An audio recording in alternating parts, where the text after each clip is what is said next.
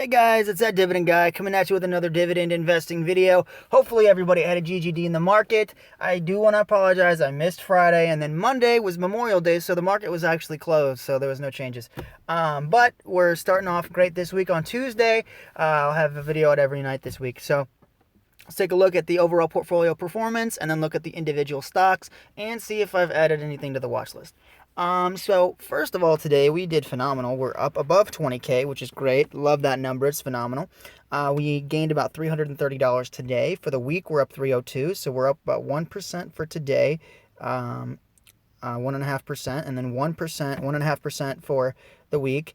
For the month, we're up $1,000, which is great, 5.5% or 5.3%. 3-month mark, this was right about the time when the pandemic hit, so I'm not surprised to see some red there, down about 1%. For the year, we are up almost $960, or about 5% as well for the year. And then all time since I started investing in April, so a little bit past our 2-year here, April 13th, we are up $580, or about 3% we're up. So that's pretty good. Green is always phenomenal. Always love a green day, but we have had a lot of volatility, so we've been seeing a lot of red, but now we're seeing green, so that's great. Let's look at the individual holdings here. Realty Income up $3 today on 15 shares. So we're at $50 today, up 151 total, or up 22% on that. Not too bad there. Only issue with it now is it's $10 above my average cost, so I will have to increase if I want to buy any. So kind of iffy. I bought 15 shares a while back, and I haven't added to the position yet because I'm trying to get higher yields, so I buy what's down. So since it's up, I won't be buying it until it drops back down to around those levels. Even though 55 is not terrible, considering that 84 is its 52-week high, so I still have about $30 upside on Realty Income right here. So I might buy more. I'm kind of iffy. That this is one of those stocks that if I have leftover cash that covers it, then I'll buy it, but I'm happy with like the $3 that it gives me a month. It's in my top 5 favorite stocks, but at the same time, it's an aristocrat. It doesn't really have the status that I like my stocks to have, which is king. So next is a Dividend King. We have 100 shares of Altria. It's at 58 cents today, up $58 total, but then down about $690 or 15%. So that's fine. It's a Dividend King. I have enough to buy 2 shares at these deflated prices. So next month, it should be paying me, because I'm buying Leggett and Platt for June. So it'll pay me in July, I believe. So, because I'm buying a month ahead, so the dividends add every month. So, down on this, but I am dividend efficient on it, so I don't mind being down, and it's a king. Next, one of my personal favorites, Coca-Cola. Down big on this one, which is great. I love to be able to buy a king. 20 shares. Up $21 today, down 103 total, down, like I said, down about 10%, but I can cost on average on a Dividend King, so that's great. Next, FRT, another one I can cost on average on. We have 1 share. This is one of my real estate plays. Up $4 today, down 30 total, down 26%, but we only have 1 share, so this one's easy to build up. I have a couple of them that are just 1 share because I bought it with leftover money from another purchase from like either Exxon or Wells Fargo from last week from last month and the month before. I bought some FRT with that money. So a great king, it's a king as well, and I can cost down average on it. Same with PepsiCo. Barely cost on average. It's pretty much break even. We have 1 share, down 73 cents today, down $1.80 total, down 1.3%, so barely cost on averaging. But it's very close to king status. So again, another potential king here in the portfolio, and I will add more. I do like them as a stock better than Coca-Cola, but I'm a bigger fan of Coke and the soda, so that's why I have more shares, and it's cheaper. And I like the dividend better for Coca-Cola. Then we have Disney, one of my personal favorites, at 105, up $6 today, up 31 total, up almost 15% actually, which is crazy on 2 shares. So I will add to Disney. This is my guilty pleasure stock. My big issue that I have is that it doesn't pay a dividend. They suspended it, and the dividend is semi-annual, so they only pay twice a year, which everything else I own pays 4 times a year. So, but I am up on Disney, and I'm a huge fan, so I wouldn't mind. I don't mind owning it. It's one of my favorites. So it's one of those that I'll ignore my rule of status for it because I like Disney so much. Next, we have Lowe's, the Dividend King, 2 shares, up 270 today, up $45 total, or up 22% on Lowe's. Then an Aristocrat in AT&T. We have 65 shares, so we are officially dividend efficient in AT&T. Up $66 or 3% today, down 670 or 0.33%. Not even 0.5% down on AT&T. But we are getting very close to our average cost in the stock. But even at our average cost, we are now efficient, so it's fine. We make about $32.50. So if it gets back up to where it was before the pandemic, I will not be able to be dividend efficient. But the extra money from one of our other stocks will cover it, either AbbVie or American Express or something else will make it so I'm dividend efficient. Next, we have AbbVie, another dividend aristocrat, 60 shares, down $67 today, up $1,100. And AbbVie is not dividend efficient. I make $70 from AbbVie, but as you can tell, average cost is $72.22. So the AbbVie money spills into AT&T because I'm not buying more AbbVie at these prices. I will if it gets back down to like 75, I'd buy it, but it's very far from that. So I will not be adding more to AbbVie, but it will fund my AT&T habit, so that's good. But we were up overall, which I bought it very low. I bought it during the acquisition early this year or late last year. SPG, one of my favorites in the real estate space, 3 shares, up $13 today, up 20 total, up 13%. I will be adding to Simon Property Group because of the next stock, actually, which is, nope, I thought it was something else, my bad. But Simon Property Group is one of my favorites in the real estate space. But American Express, my favorite credit card stock. We got 3 shares, up 14 today, down 10 total, up 5.5%. Today, down about 3.4%. There's SKT. So they are the reason that I bought SPG, because they actually suspended their dividend, which is not good. But they are a REIT, so I am pretty confident. Legally, they have to pay out 90% of their earnings as a REIT for the tax breaks that they get, from what I understand. Pretty sure that's how REITs work from the research that I've done.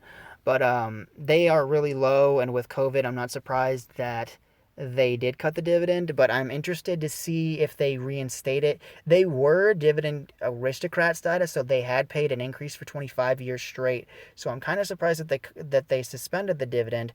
But here's the weird thing. So they cut their dividend, right? They suspended it, but they don't have to pay again. They paid last month. Or excuse me, they paid this month. They keep saying last month like it's already June. But they paid their dividend out this month. So May, June, July, August. So they don't have to pay again until August. And stuff is starting to open up again. So I wonder if I know that they suspended their dividend, and I guess that would make them lose their status because it does say continuous. But technically, if they reinstate it and pay it in August, they didn't technically cut it. They still paid it. They just suspended it for COVID. So I don't know if they'd get their status back. I doubt it, but I'm definitely going to be holding it. I mean, it's a buy right now. It's 52-week high is $18. It did pay a 30-cent dividend, so 35.7 cents a share. I wouldn't be surprised if they suspended it for a decent amount of time, but I'm pretty confident that they're going to reinstate it before they have to pay it again, or when they have to pay it again. I don't know if it's going to be as high as it was, but I think the moment that they pay their dividend, the stock price is going to, is going to go up a bit. Because they didn't really see a lot of depreciation from them, about 50%. I guess they did, but I mean, like before they cut their dividend, they weren't that expensive. So, I'm expecting them to kind of bounce back once everything gets open and malls are open again. That's the thing with this REIT is it's a mall REIT, so like a lot of the retailers that they own, are online, so they don't get as affected, like Under Armour, Buckle, stuff like that. Like stores in malls can still live online and have sales and things like that, but they are literally just the mall locations, and since nobody's going to malls, they're not going to make any money. So I'm not surprised, but I think that they're going to reinstate their dividend, and when they do, I'm going to be a happy shareholder again. I'm a little ticked that they cut it, but these are really difficult circumstances, and nobody could have seen this coming, so I don't really blame them. It just kind of sucks that I'm not getting my dividend right now, but like I said, I think they'll reinstate it. But Next, we have J&J. I only have 2 shares, up 46 cents today, up $17 total, up 6.5% on J&J. Then 3M, I will be adding to this. Next month is Leggett & Platt. The month after that is Procter & Gamble. And then it will be 3M. So in August, I will be buying 3M. I believe, anyway. $12 up today, $10 right now. Dividend of $2.94 coming in, which is great. Love that dividend income. That is this month, this next coming month, because we only have like 3 days left. Then Target, another king, 10 shares, down $21 today, up $2.76 total. They are going to pay me $6.60, which is great. So this one is one of those like AbbVie where I bought it super low and it like has barely gone down to where I bought it at. So, which is great, but it kind of sucks because I'm not in it for the appreciation. I want them to be lower so I can get better yields, and this is a dividend king that I'm a big fan of. So next, Exxonmobil, the stock that I bought not this month but last month. I added 24 shares at an average cost of $57.92, so I can still cost on average on that. Up 75 today, down $6.70. We do have a dividend coming in for our 56 shares of almost $50, which is enough to buy another share, so we are dividend efficient in ExxonMobil, which is great. But we're down big. We're up today about 3%, down 20%, but that's fine. It is a dividend aristocrat, and I'm dividend efficient, so I don't care if I'm down. Next, Wells Fargo. How many shares am I getting paid for? 39. So yeah, I figured. So I did buy more shares, but it wasn't until after the dividend date, so I bought it with extra cash. So I have 42 shares. I'm only getting paid for 39, but I added $20 to my passive income when I added Wells Fargo. So, and like I said, we're up, so that's great. And I think they did like a 7% increase last year, so not too worried. I wanted a bank, and it paid when I wanted to, and it was cheaper, way cheaper than Goldman Sachs. And I could buy like 4 or 5 Wells Fargo for the price of one Goldman Sachs, and Goldman Sachs paid $1 something, and Wells Fargo paid 51 cents. So I'm going to make $5 versus 1 against Goldman Sachs, so Wells Fargo was an obvious choice. I know it's less popular of a bank, and they've had a lot of like headwinds and headlines and whatnot and kind of bad press in the past, but the thing is, I would rather take a bank that has some issues like that versus one that doesn't. It's kind of a weird way to think about it, but I would have more buying opportunity with Wells Fargo because of those issues versus a Goldman Sachs, because they pay the same month. So not only is Wells Fargo cheaper, it could get financial headwinds, and it has had some problems in the past, but as a dividend investor, I'm willing to take those risks because if there's bad press, that means that prices are going to go down and my yield is going to go up, and I'm going to make more money on the stock versus a squeaky clean bank like Goldman Sachs. So that's why I chose Wells Fargo. I know a lot of people were surprised because I bought more shares of it, but that was with dividend money.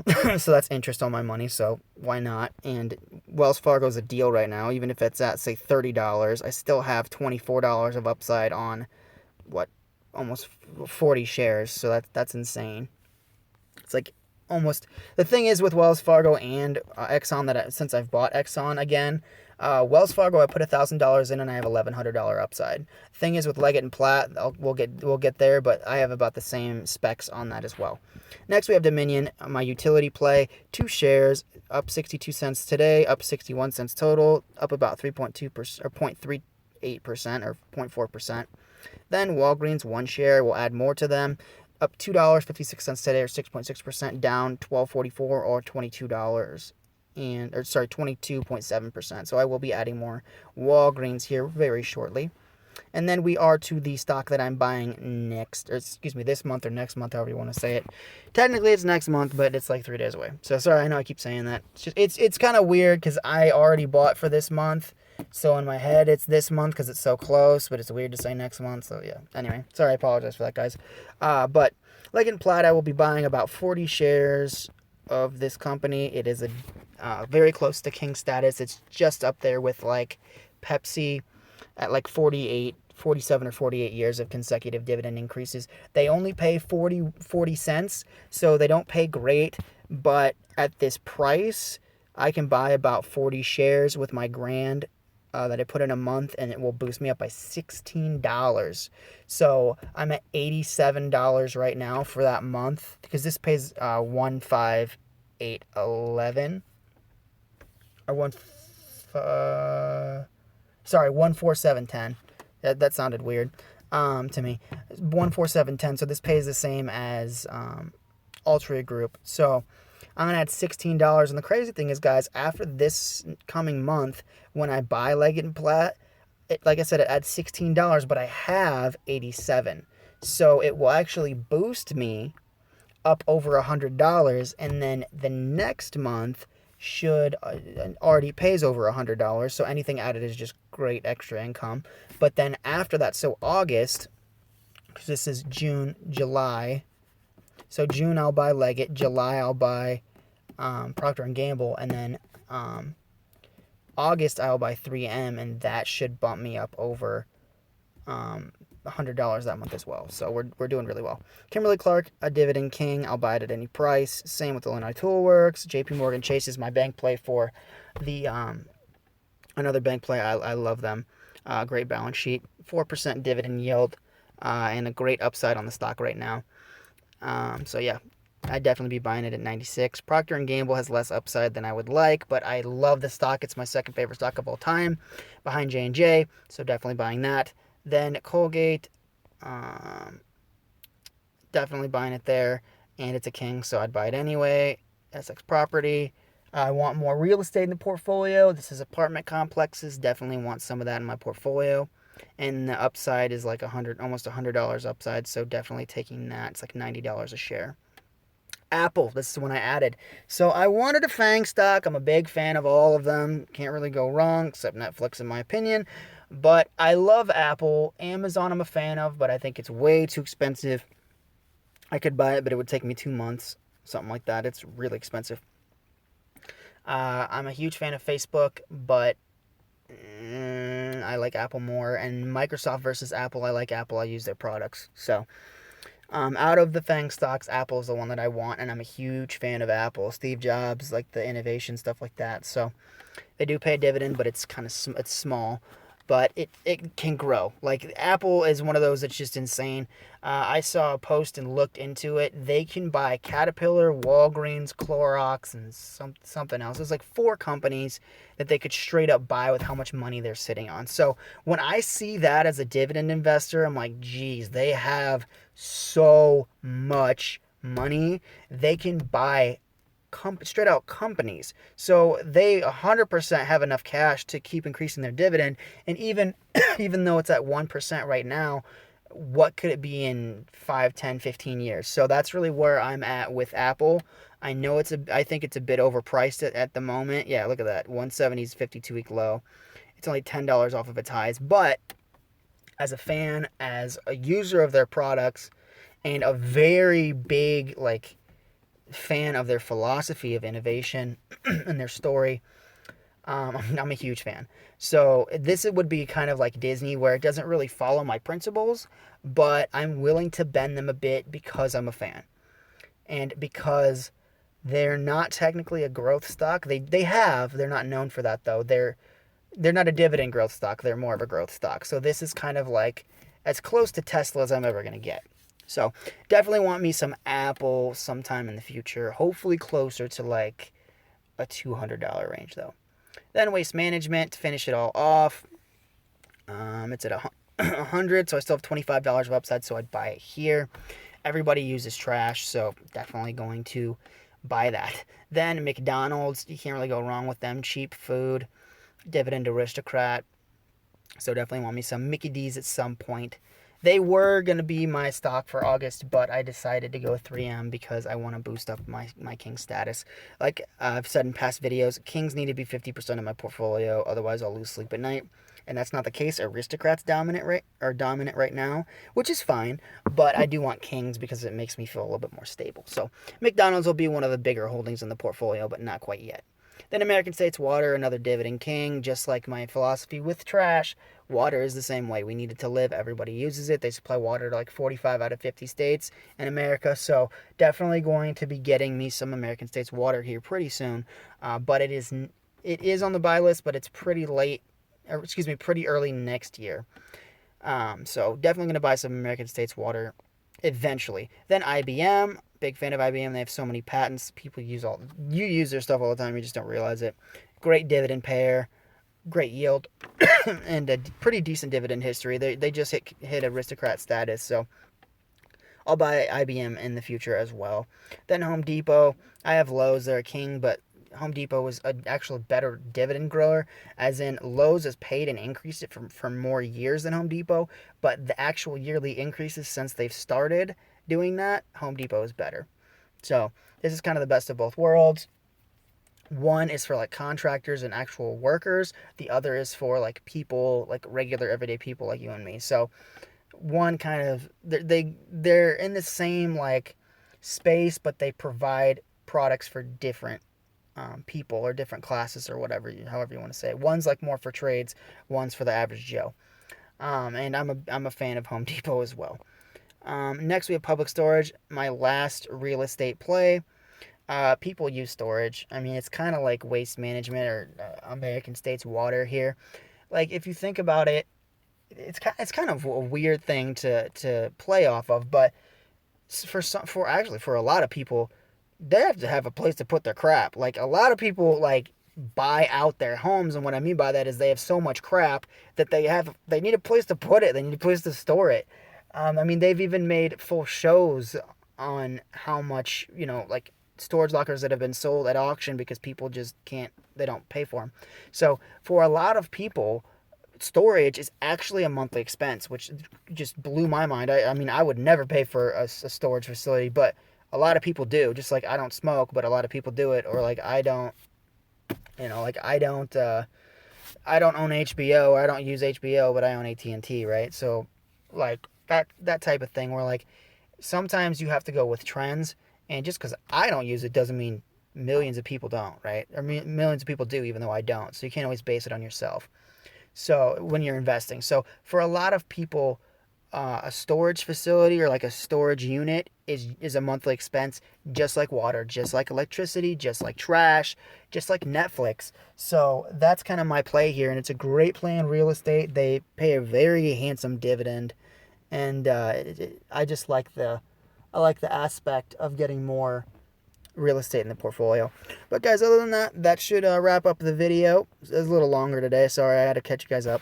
But thank you guys so much for watching. I know we hit over 300 subscribers, which is crazy to me. I'm still blowing my mind. It's been like less than a year. We started in say like November, so December, January, February, March, April, May, so 6 months, I think, 6 or 7 months in, and we're already at 300 subscribers, and we're close to I think 16 or 17k views. So it's great. I'm loving it. So thank you guys so much for the growth on the channel. Thanks for reaching out, checking up on me when I don't post. But I'm still trying really hard to make sure I keep it consistent. Work has been kicking my butt.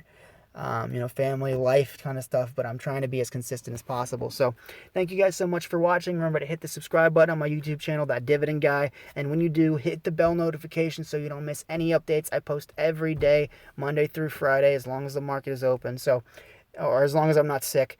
But thank you guys so much for watching. Feel free to follow me on Instagram as well at the same handle as the YouTube channel, that Dividend Guy. You can DM me personally, talk to me about stocks, my investment philosophy, like YouTube videos, or like Marvel versus DC, whatever.